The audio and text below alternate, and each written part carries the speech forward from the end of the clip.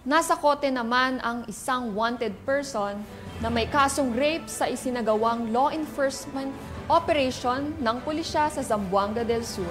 Ang report mula kay Patrolwoman Amy Jean Cortez.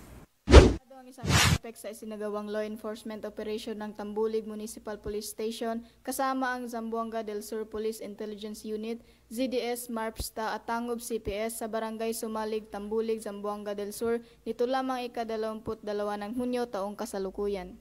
Kinilala ni Police Captain Renato C. Obiaden, Acting Chief of Police ng Tambulig MPS, ang naarestong suspect na isang lalaki, 29 na taong gulang at residente ng Tambulig, Zamboanga del Sur.